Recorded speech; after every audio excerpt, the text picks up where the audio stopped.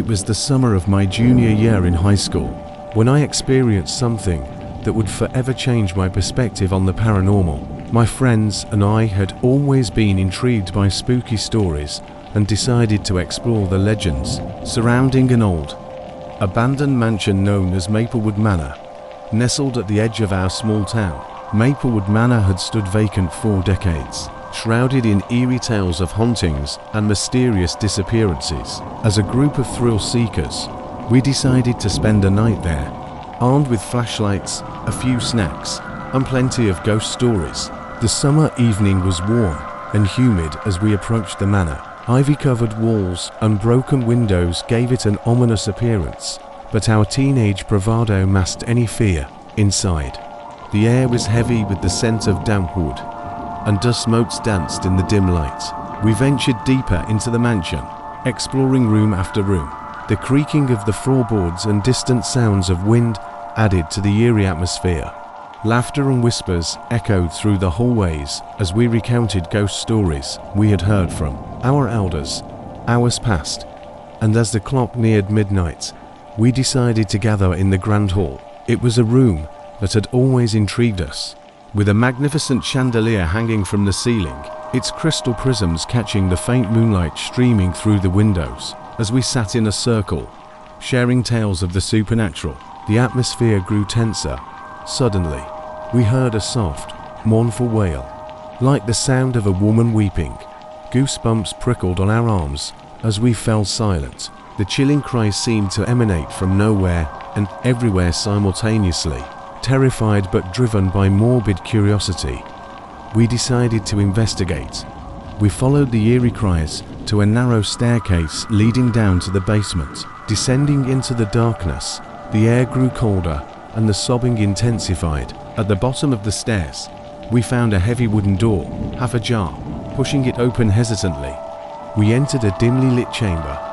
Our flashlights revealed a scene that sent shivers down our spines. In the center of the room was a well, its stone walls covered in moss and dampness. Beside the well knelt a ghostly figure, her hair disheveled, and her tattered white gown trailing in the murky water. She continued to weep, paying no attention to our presence. Fear gripped us, but we couldn't look away. The girl seemed trapped in some sorrowful eternity, her mournful cries resonating in the desolate chamber. We were torn between fleeing and wanting to help her. Summoning our courage, we approached her slowly, offering words of comfort. As we drew near, she lifted her head, revealing hollow, soulless eyes that sent a shudder through our beings.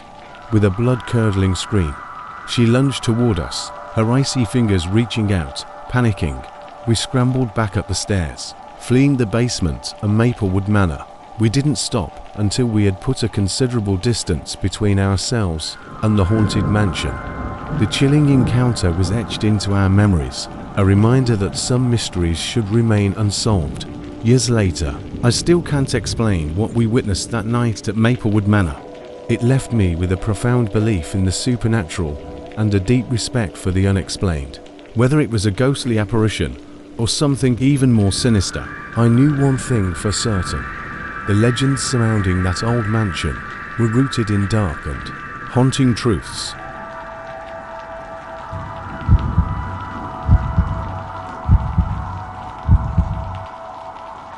I was a senior when the strange events unfolded, and my senioritis had fully kicked in. It was the heart of football season, and in our small, country-ass town, high school football games were a big deal.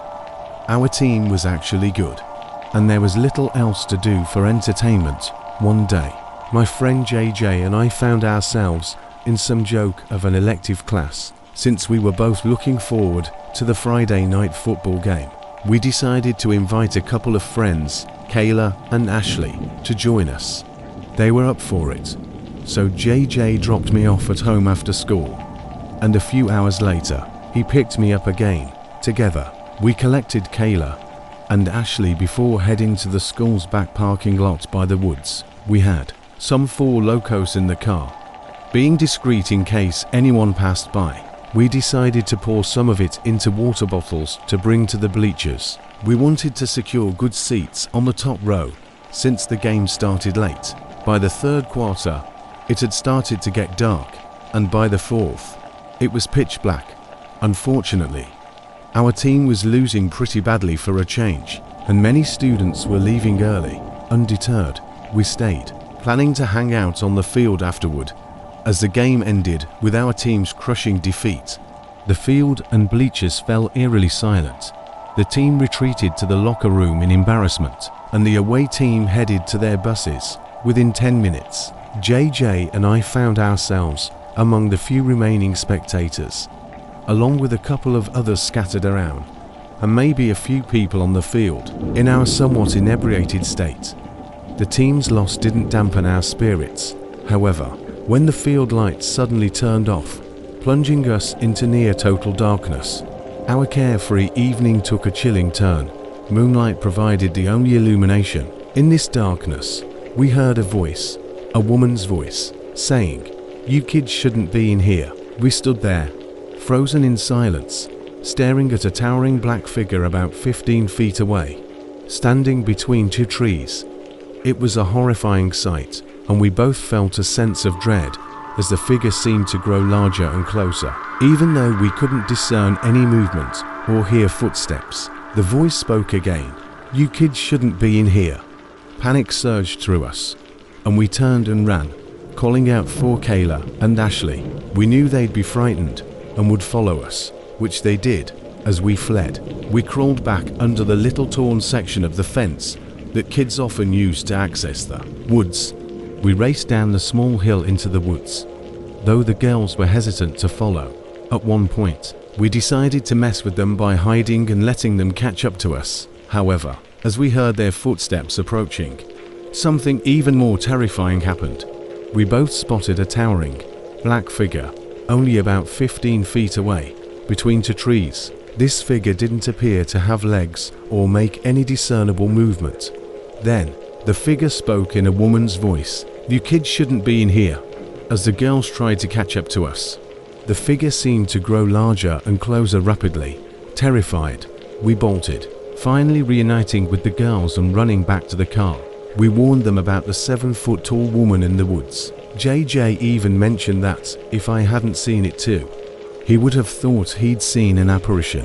The girls were frightened and begged us to confirm that we were kidding, but we assured them we weren't. From the safety of the car, we watched the woods, but nobody emerged. It left us with a perplexing question.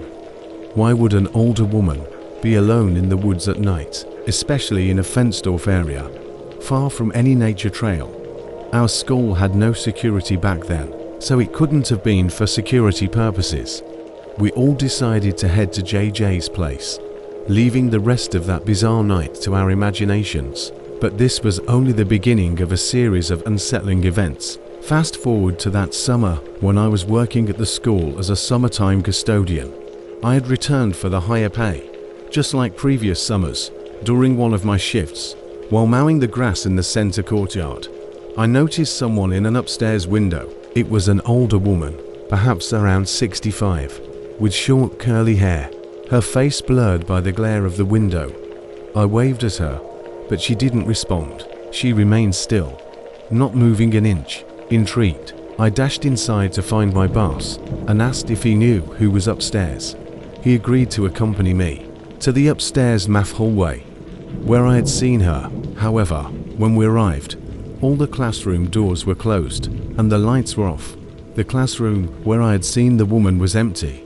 Confused and somewhat spooked, I followed my boss back downstairs. I felt compelled to finish my work, so I started mopping the upstairs hallways and classrooms. As I approached the math hallway, I decided to open all the classroom doors and turn on the lights. I had my radio playing music on the floor, a usual routine.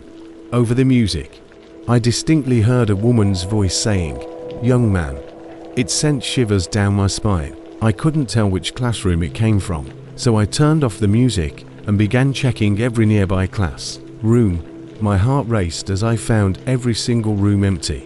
I even looked behind the desks, but there was no one to be found. The hair on my arms stood on end, and I felt an overwhelming urge to flee.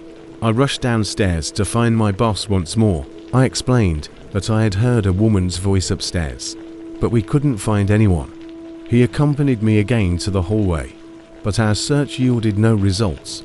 He suggested I go home, take the day off, and get some rest.